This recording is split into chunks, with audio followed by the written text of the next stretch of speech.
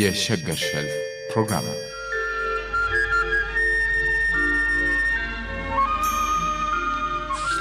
ህብረ ብዕር ከተሰኘው የካህሳይ ገብረ እግዚአብሔር አንደኛ መጽሐፍ ለዛና ወግ በእንስሳት ዓለም በተሰኘው ርዕስ ካሰፈሩት ቁም ነገር ያዘሉትን ቀልድ መሳይ እስኪ በመቀጠል እናቅርብ።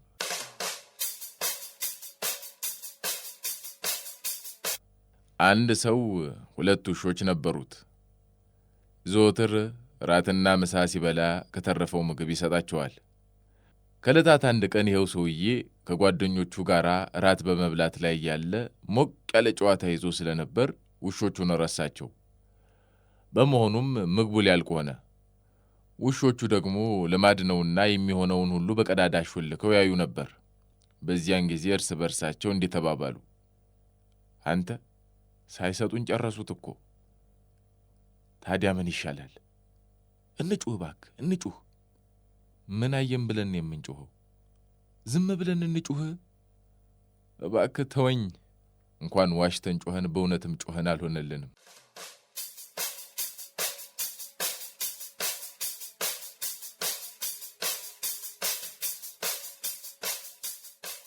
አንድ ቀን ጅቦች አጠቃላይ ስብሰባ አደረጉና በተለያዩ ጉዳዮች ላይ መወያየት ጀመሩ።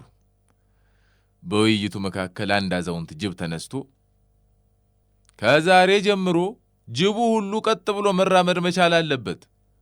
ስንቴ ጅብ አንካሳ ነው እየተባልን እንሰደባለን።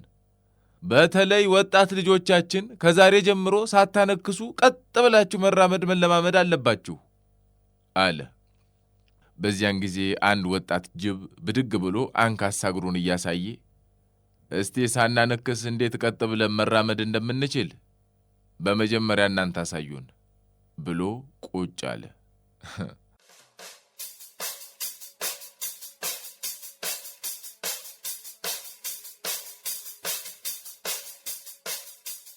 ጥጃ የእናቱን ወተት እንደፈለገው መጠጣት አይችልም። ላሟ ከታለበች በኋላ ብቻ ነው ሊጠጣ የሚችለው። አንድ ቀን አንድ ጥጃ ባለቤቶቹ ሳያዩት ሰርቆ የእናቱን ጡት ይጠባል። በዚያን ጊዜ አንድ ዶሮ እየሮጠ ሄዶ ለጌታው ጥጃው ተደብቆ እናቱን እየጠባ ነው ብሎ አቃጠረ። ባለቤቱም ዶሮ ያለውን ካደመጠ በኋላ ታዲያ አንተ ምን አገባህ? እስቲ አሁን ምን ተነካና ነው እዚህ የምመጣው ቢለው ዶሮውን መልሶ ጌታዬ ድንገት እንግዳ መጥቶ የሚሰጡት ወተት ወይም አይብ ቢጠፋ እኔው እታረዳለሁ ብዬ ነው።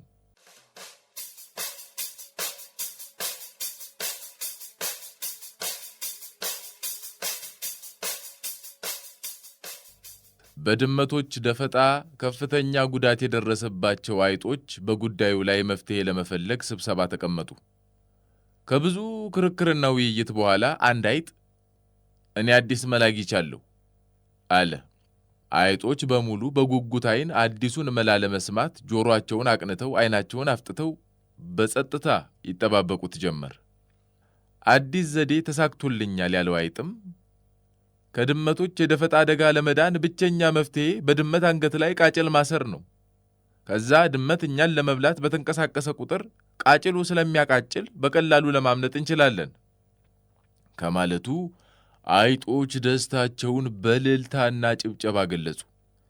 የአይጦቹ ጉባኤ በዚሁ ሐሳብ ተስማምቶ ስብሰባው ሊዘጋ ሲል አንድ አይጥ አጨበጨበና ሁሉም ጸጥ እንዲሉ ካደረገ በኋላ ሐሳቡ ጥሩ ነው፣ ግን ቃጭሉን ድመት አንገት ላይ የሚያስረው ማን ነው ሲል ደስታው ወደ ሐዘን ተለወጠ።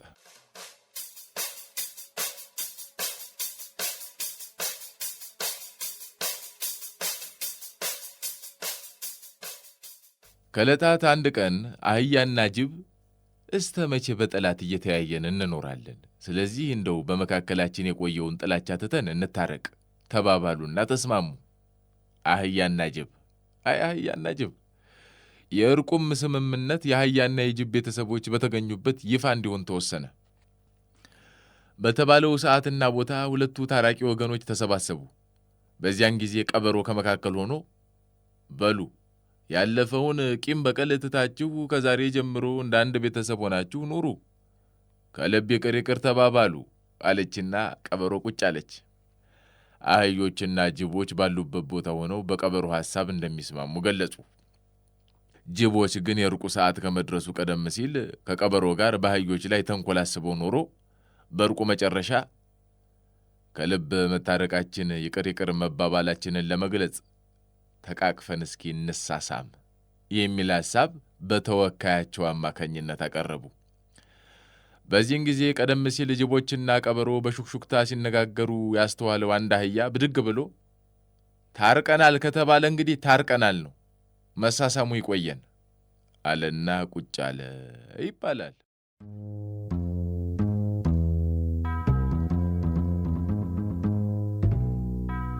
ኑን ንፍጠር ዳንኤል ክብረት እንደጻፈው።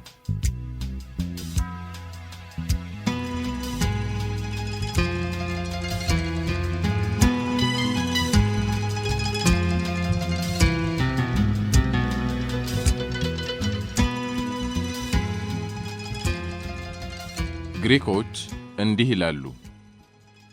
በድሮ ዘመን የአቴና ሰዎች መልካም መሪዎችን በማጣታቸው ምክንያት ይማረሩ ነበር። አንድ ቀን ወደ ኦሊምፐስ ተራራ ወጥተው የአማልክት ንጉሥ የሆነውን ዜውስን ለመኑት። እባክህ ከመንደራችን እስከ አገራችን ድረስ ባሉት ቦታዎች በመልካም የሚያስተዳድሩ መሪዎችን ስጠን አሉት። ዜውስም ፊንቄያውያን መጥተው ይግዟችሁን ሲል ጠየቃቸው። አቴናውያንም አንፈልግም አሉ።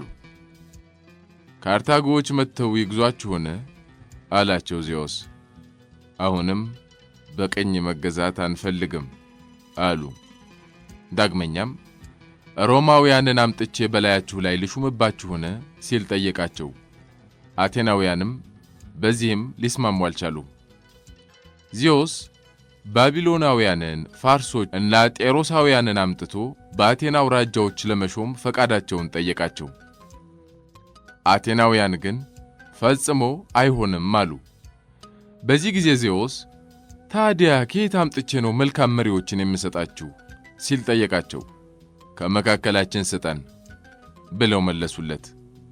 በዚህ ጊዜ ዜውስ አዝኖ እንዲህ አላቸው። ጥሩ በሬ ለማግኘት ጥሩ ጥጃ፣ ጥሩ ጠቦትም ለማግኘት ጥሩ ግልገል፣ ጥሩ ወፍ ለማግኘት ጥሩ ጫጩት፣ ጥሩ ዶሮም ለማግኘት ጥሩ እንቁላል ያስፈልጋል። እናንተ በመልካም ያላሳደጋችኋቸውን ልጆች እኔ እንዴት አድርጌ በመልካም እሾማቸዋለሁ? እኔ ሰውን ፈጠርኩ፣ መሪዎቻችሁን ግን እናንተ ፍጠሩ።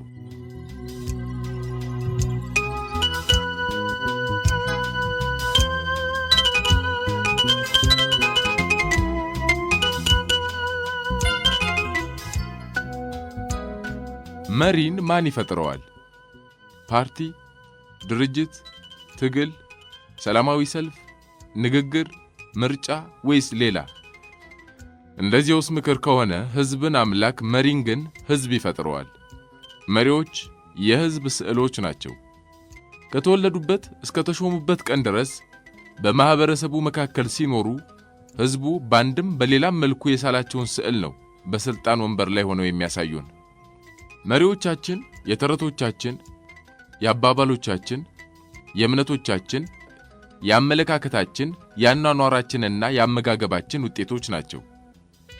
ወላጅ ሳሎን ሲመገብ ሂድ ወደ ጓዳ ግባ ይባሉ ከነበሩ ልጆች ግልጽነትን መጠበቅ፣ ከወላጆቻቸው ጋር በአንድም ጉዳይ ሳይወያዩና በሐሳብ ልዕልና ለውሳኔ ሳይበቁ ከሚያድጉ ልጆች ጋር ተወያይቶ መግባባትን፣ ከኃይልና ከስልጣን ይልቅ በሐሳብ ልዕልና መተማመንን መጠበቅ፣ ልጅና ፊት አይበርደውም እየተባሉ ከሚያድጉ ልጆች መካከል የሕፃናትን መብት የሚያከብሩ መሪዎችን መመኘት፣ ወላጆቻቸው ችግሮቻቸውን ተነጋግረው ተከራክረውና ጊዜ ወስደው ከመፍታት ይልቅ በትንሽ በትልቁ ሲጣሉና ሲፋቱ እያዩ ካደጉ ልጆች መካከል የክርክርና የውይይት ባህል ያለው፣ ልዩነትን አቻችሎ የሚኖር፣ ጊዜ ወስዶ ችግሮችን የሚፈታና በትንሽ በትልቁ ፓርቲውን ጥሎ የማይወጣ መሪ መጠበቅ፣ ሴቷ ልጅ በቤት ሥራ ስትዳፋ እያየ እርሱ ሲራገጥ ከሚውል ልጅ መካከል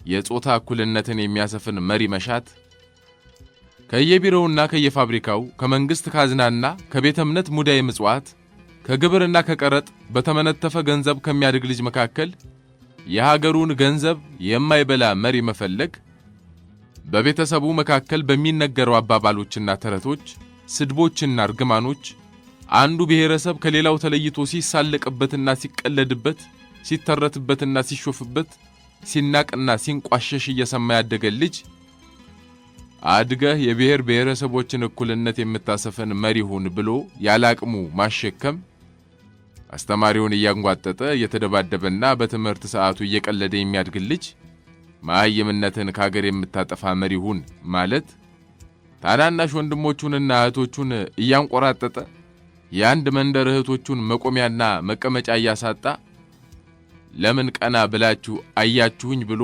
የሸሚዙን እጅጌ እየሰበሰበ ያደገ ልጅ ዲሞክራሲያዊ መሪ እንዲሆን መመኘት ያልዘሩትን ማጨድ ነው።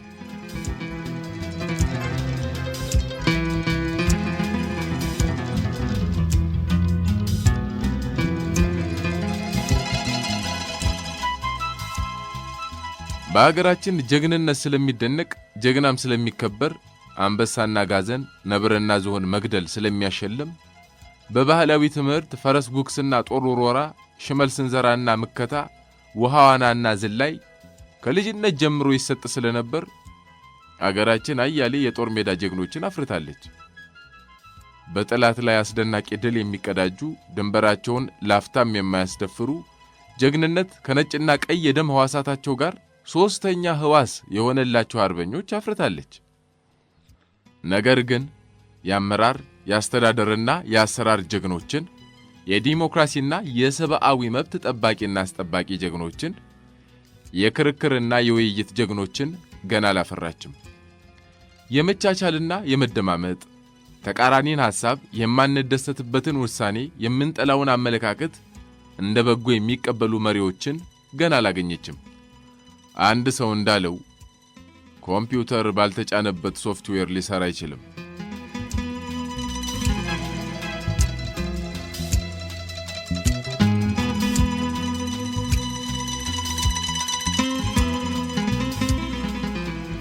ለመሆኑ ከሰፈር ዕድር እስከ ቤተ መንግስት፣ ከቀበሌ እስከ ፓርላማ፣ ከአንደኛ ክፍል እስከ ዩኒቨርሲቲ ድረስ ኢትዮጵያ የምትፈልጋቸውን አይነት መሪዎች ለማፍራት የሚያስችል ዘፈን፣ ተረት፣ አባባል፣ ጨዋታ፣ ብሂል፣ ወግ፣ ባህል፣ ስርዓት አለን?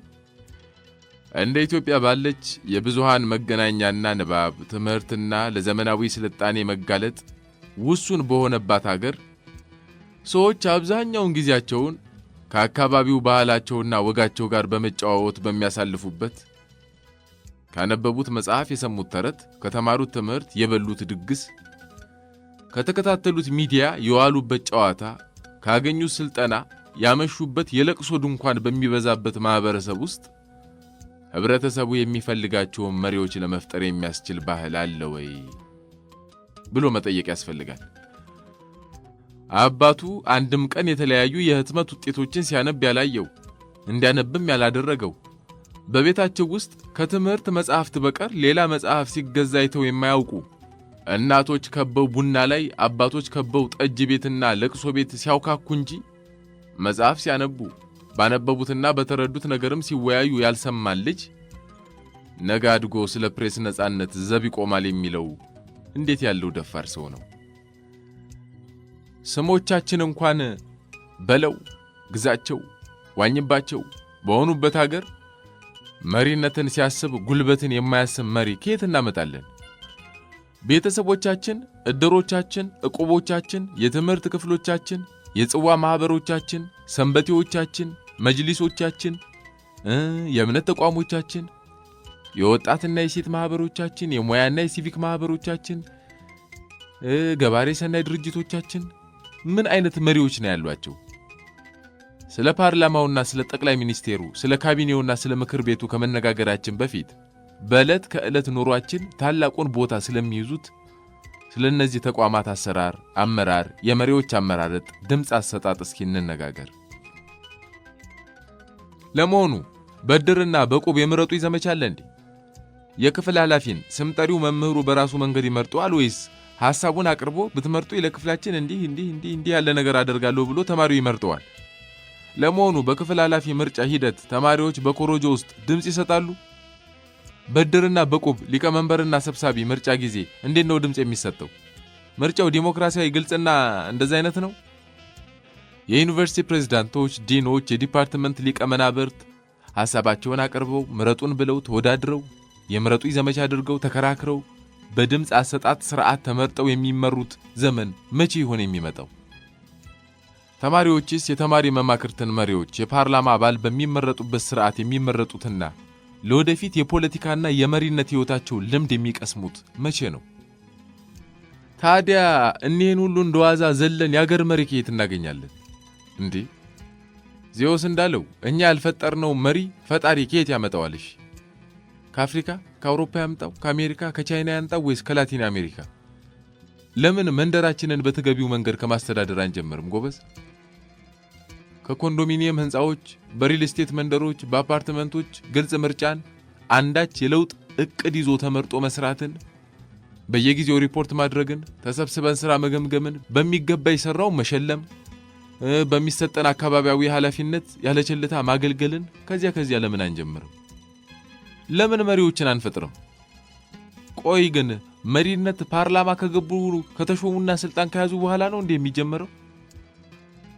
ሰዎች እየመሩ ቆይተው ወደ ስልጣን መምጣት አለባቸው እንጂ ወደ ስልጣን መጥተው መሪነትን መማር የለባቸውም። የድራችን አባንተና ከተመረጡ እስቲ አሁን ስንት ጊዜያቸው ነው? ስልጣናቸውስ ገደብ አለው? የቁብ ዳኛ ለስንት ዓመት ነው ከዓመት አንድ ጣይ የበሉ የሚኖሩት? የስልጣናቸው ገደብ እስከ መቼ ነው? የሰበካ ጉባኤው ምክትል ሊቀመንበር፣ የአካባቢው መጅሊስ ሊቀመንበር፣ የወጣቶች ማህበር ሰብሳቢው፣ የሴቶች ማህበር ሊቀመንበር፣ የፌዴሬሽኑ ፕሬዝዳንት፣ የኮሚቴው ሊቀመንበር፣ የክለቡ ፕሬዝዳንት፣ የፓርቲው ሊቀመንበር ለመሆኑ የስልጣናቸውን ገደብ ያውቁታል እንዴ? እዚያስ ቦታ ከተቀመጡ ስንት ጊዜ ሆናቸው ወንበሩ ላይ ቁጭ ካሉበት? የሚተካቸው ሰው ስላጡ ነው ወይስ ካንተም በፊት ካንተም በኋላ የሚመስልህ የለም ተብለው በቅብዓትን የተቀመጡት? ለመሆኑስ እንዴት እንደሚቆዩ እያሰቡ ነው የሚኖሩት ወይስ ጥሩ ሥራ ሰርተው እንዴት ለሌላው እንደሚያስረክቡ? ታዲያ በጊዜ ገደብ ስልጣን ላይ የሚወጡ ጊዜያቸው ሲደርስ ሪፖርታቸውን አቅርበውና የሚገባቸውን ሰርተው ወንበራቸውን ለሌላ የሚያስረክቡ መሪዎች ከየት ነው የምናገኘው? ከመካከላችን ያልፈጠርናቸውን ከየት እናንጣቸው? ይልቅስ ኑ በየአካባቢያችን የነገ መሪዎቻችንን እንፍጠር። ሕዝብ ነው መሪውን በአርአያና በአምሳሉ የሚፈጥረው። መሪ በአንድ ቀን ምርጫ፣ በአንድ ሰሞን ንግግር አይፈጠርም። መሪ በሂደት የሚገኝ ነው። ባህሩ ያላስገኘውን ዓሣ መረቡ አያጠምደውም። ኩርንችት ተዘርቶ በለስ፣ እሾህ ተዘርቶ ወይን የሚያበቅል መሬት የለም። እስከዛሬ እንግዲህ አልታየም።